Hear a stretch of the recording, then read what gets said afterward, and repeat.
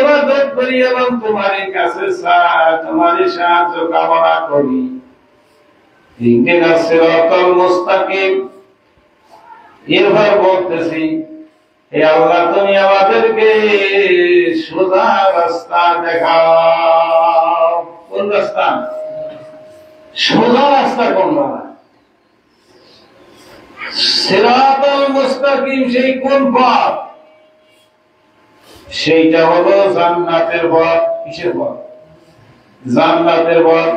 আমরা প্রতিনিধি কইতেছি, আল্লাহ তুমি আমাদেরকে জান্নাতের পথ দেখাও, জান্নাতের পথ দেখাও। আল্লাহ কয়, সেই বান্দা আমার কাছে কিছু না চায়, আমি ওই বান্দার প্রতি বেজার হইয়া যাই। যে আমার কাছে যত বেশি চাবে আমি তার প্রতি তত খুশি। হাদিসের মধ্যে আছে,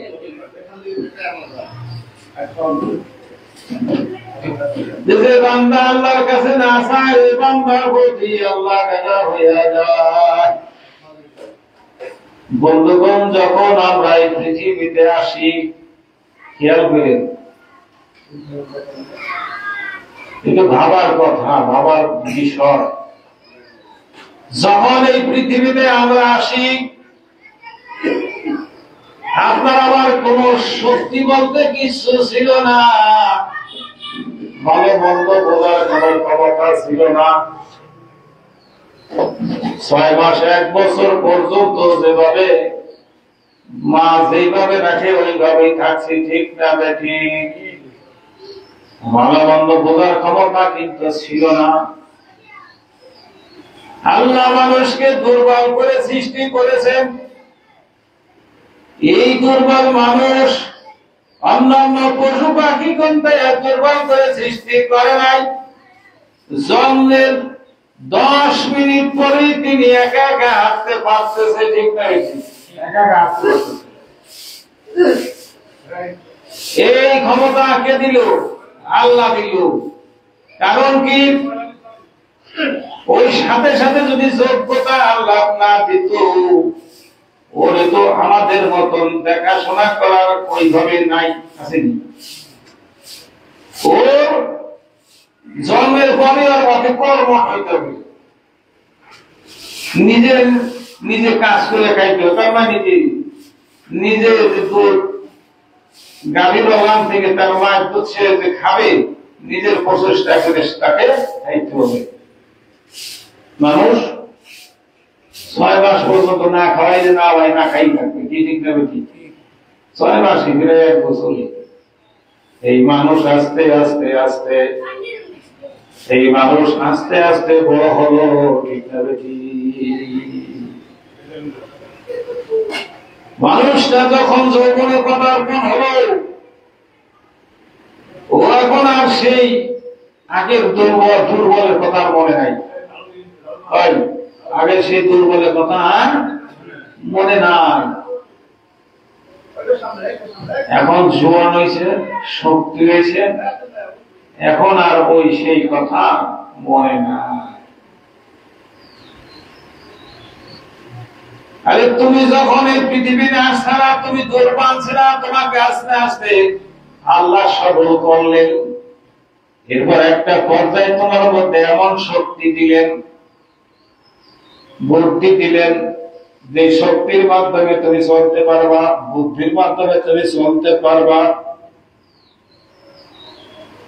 এরপর আমরা বিভিন্ন জনে বিভিন্ন মন্তব্যে চলে গেছি, একাংশে এক এক মন্তব্যে চলে গেছি। যেই সৃষ্টিকর্তা, যে আল্লাহ তোমাকে আমাকে সৃষ্টি করলো, তার কোনো খবর নাই। আস্তে আস্তে বিভিন্ন সাইড কাটা হচ্ছে, ঠিক না? মানে তার মত जिस दिन तू पैदा हुए आसान काम कोई अब तेरी नमाज जनाजा बाकी रोही। বন্ধু, কবি বলতেছেন আমার কথা না, যেদিন তুমি জন্মগ্রহণ করছো ওই দিন তোমার আযান হয়ে গেছে, একামত হয়ে গেছে, কি হয়ে গেছে? আযান ও ইকামত হয়ে গেছে। আযান ও ইকামতের পর জামাতের জন্য কতটুকু দেরি, 2-1 মিনিট, আধা মিনিট দেরি, ঠিক না ঠিক? তোমার আমার হায়াতের জিন্দেগিটা এইটাই বুঝাইছে। জামাতে যখন আমরা নামাজ পড়ি, আযান দিয়েছে, আযানের পর ইকামত হয়, ইকামতের পরে ইমাম সাহেব আল্লাহু আকবার বলতে কতক্ষণ সময় লাগে? বেশি সময় লাগেনি, 10 সেকেন্ড 15 সেকেন্ড, তাই না? মাঝখানে তাই বন্ধু তোমার আযান হয়ে গেছে, ইকামত হয়ে গেছে, আপনারই নামাজে জানাজা বাকি রহি, তোমার শুধু জানাজা বাকি রয়েছে, নামাজের জানাজা রয়েছে, আযান ইকামত শেষ। তাই কতটুকু সময় তুমি থাকবা এটা চিন্তা করে দেখো। এই মাঝখানে কতটুকু সময়, এই সময়টুকু তোমার আছে। ও বন্ধু,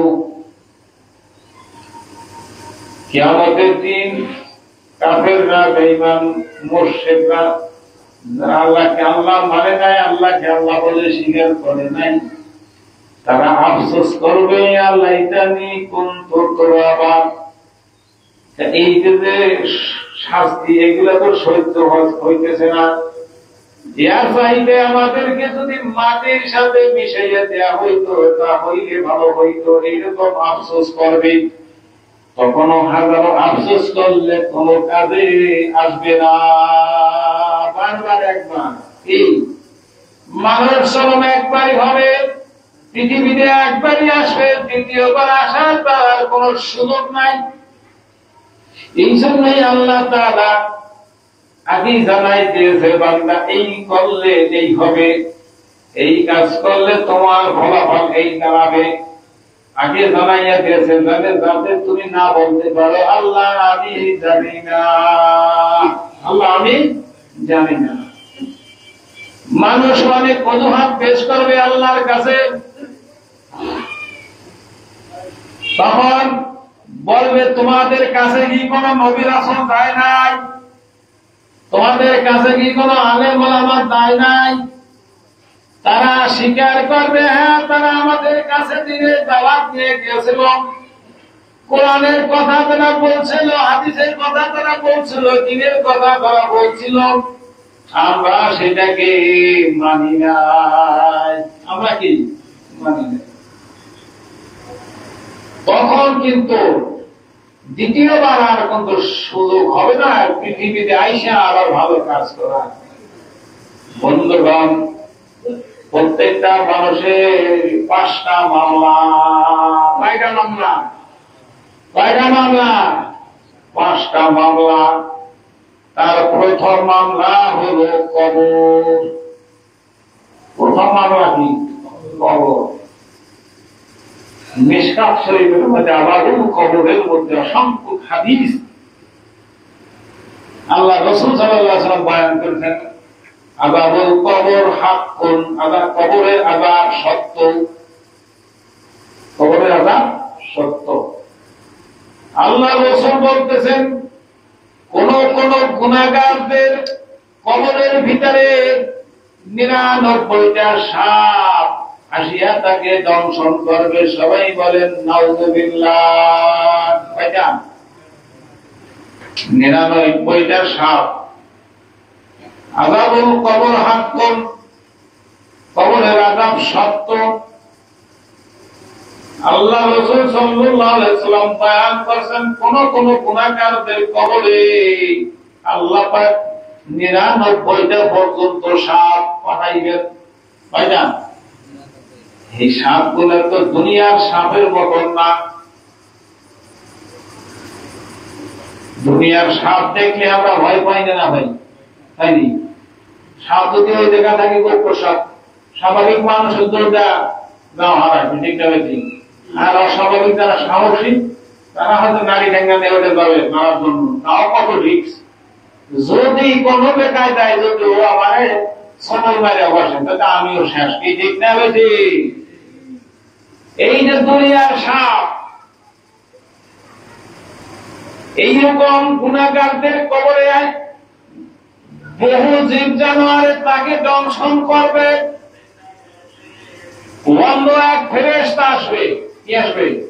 অন্ধ এক ফেরেশতা আসবে, লোহার হাতুড়ি নিয়ে আমরা হাতুড়ি বলি না, লোহার হাতুড়ি নিয়ে আসবে এবং মাথায় পিটাইতে থাকবে। কতদিন পিটাবে? কিয়ামত পর্যন্ত। কতদিন? কিয়ামত পর্যন্ত। হাসার ব্যাপার না রে ভাই, যে হাদিসে আসছে। এজন্য আল্লাহ রাসূল সাল্লাল্লাহু আলাইহি ওয়াসাল্লাম আল্লাহর কাছে পানাহ চেয়েছে, আল্লাহুম্মা ইন্নী আউযু বিকা মিন আযাবিল কবর। সকাল ও সন্ধ্যায় আল্লাহুম্মা ইন্নী আউযু বিকা মিন আযাবিল কবর। আল্লাহ রাসূল পর্যন্ত সাল্লাল্লাহু আলাইহি ওয়াসাল্লাম কবরের আযাব থেকে তিনি আল্লাহর কাছে পানাহ চাইছে। বন্ধুগণ, যার কোনো গুনাহ নাই, যার কোনো শাস্তি হবে না, এই যার কোনো শাস্তি নাই, সে যদি প্রতিদিন আল্লাহর কাছে বলতে পারে, আল্লাহুম্মা, হে আল্লাহ, ইন্নী আউযু বিকা, তোমার কাছে আশ্রয় চাই, আযাবুল কবর, মিন আযাবিল কবরে, কবরের আযাব থেকে আল্লাহ তোমার কাছে পানাহ চাই। সকাল ও সন্ধ্যায় দুই বেলায় আল্লাহর কাছে তিনি পানাহ চাইতেন। এবং কবরটা হলো আখিরাতের প্রথম মঞ্জিল। কবরটা কি? আখিরাতের প্রথম মঞ্জিল। আপনাকে আমাকে যখন, হাদিস আসছে, আপনাকে আমাকে যখন কবরে রাখা হয়, কবরে রাখার পরে মানুষ চলে আসে, জুতার বা স্যান্ডেলের আওয়াজ শোনা যায়। এমন অত সময় মুনকার নাকি ফেরেশতা আসিয়া তাকে সওয়াল করতে থাকে। কি প্রশ্ন, কঠিন প্রশ্ন। সেই প্রশ্ন হল প্রথম প্রশ্ন, মা রব্বুকা, তোমার প্রভুকে, তোমার রবকে। দুনিয়ার মধ্যে তুমি কাকে রব মানছিলা? দুনিয়ায় চলাকালীন সময় তোমার রব কে ছিল? আমরা অনেক সময় মুখে বলি আল্লাহ, কাছে করবে অনেক সময় আল্লাহর পরিচয় দেখাইতে ব্যর্থ হইয়া যায়। তা কেমন? মুখে বলি আল্লাহ ছাড়া বাঁচি না, ওদিকে আবার কই চাকরি না হইলে বাঁচতাম না। ঠিক না বেঠি?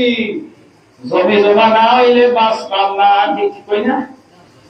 তাহলে কি ওই কথার সাথে এই কথা মিশলো নি? হ্যাঁ, খুব কঠিন। সারা জীবন তুমি চলছো কার অভাবে? তুমি তো বলছো মার রব্বুকে, তোমার প্রভুকে, তোমার আল্লাহকে। সারা জীবন তুমি কোন লাইনে চলছো না? কার অভাবে চলছে না? যেই বান্দা, যেই বান্দি আল্লাহর সমস্ত অর্ডার অনুযায়ী চলতে পারবে, তার মুক্তি আল্লাহর ফজলত করবে, জবাব এসে যাবে, রব্বি আল্লাহ, আমার রব আল্লাহ। কি আছে? আমার রব আল্লাহ। রোজা রাখেন নাই, রোজার দিনে চার দোকানে খুব ভালো করে চা খাইছেন, দেখি তো অনেক চা খাইয়া খুব সুন্দর করে চা বিস্কুট খাইতেছেন, পান খাইতেছে। মমতের পরে জিজ্ঞেস করেন আমার রব্বকে, আর আপনি জবাব দিতে পারবেন আমার রব আল্লাহ। এত সহজ নাকি? কি আমার কথা বোঝেন নাই? মনে হয় জায়গায় কষ্ট লাগা লাগছে। রোজার দিনে রোজা রাখেন নাই, কবরে যাইয়া প্রশ্ন করছে আমার রব্বকে, তোমার রবকে। তুমি প্রশ্নের জবাব সহজে দিয়ে ফেলতে পারবা, ঠিক না? না, পশ্চিম কালেও না। জিনিসটা রোজা রাখার পর, নামাজ পড়ার পর, রোজা রাখার পর, সমস্ত কার্যক্রম রাখার পর যখন প্রশ্ন করবে আমার রব্বুকা, তুমি জবাব দিতে পারবা রব্বি আল্লাহ, আমার রব। আমি পৃথিবীতে থাকাকালীন অবস্থায় আমার রবের অর্ডার ছাড়া চলি নাই। সবাই বলেন সুবহানাল্লাহ। কথা নাই, খুব কঠিন। এই যে রোজা আসছে, আল্লাহ তাআলা বলতেছেন, আমি বলি নাই, আল্লাহ বলতেছে ইয়া আইয়ুহাল্লাযীনা আমানু ইয়া আইয়ুহাল্লাযীনা আমানু কুতিবা আলাইকুমুস সিয়াম কামা কুতিবা আলাল্লাযীনা মিন ক্বাবলিকুম লাআল্লাকুম তাত্তাকুন। আরে রোজা আমি ফরজ করছি যাতে তোমরা আল্লাহ ওয়ালা হইতে পারো, মুত্তাকি হইতে পারো, পরহেজগার হইতে পারো। অনেক সময় তো দেখি অনেক কথা কইলে ফেলেছি, কেউ রাগ করেন না, কথাগুলো দরকার, ঠিক না? দরকার। আমরা কোন দিক চলছি, চলার গতি ভালো না, এবার চলার গতি জানি কোন দিক। ডাইনে চলা যাবে না, বামে চলা যাবে না, বন্ধুত্ব ডাইনে চলতে হবে, ডাইন রাস্তায় চলতে হবে। আল্লাহ আমাদের তৌফিক দান করুক, সকলে বলুন আমিন। বাকি রোজাগুলি রাখার জন্য আমাদের সকলকে যেন আল্লাহ তৌফিক দান করেন, সবাই বলেন আমিন। আলহামদুলিল্লাহ।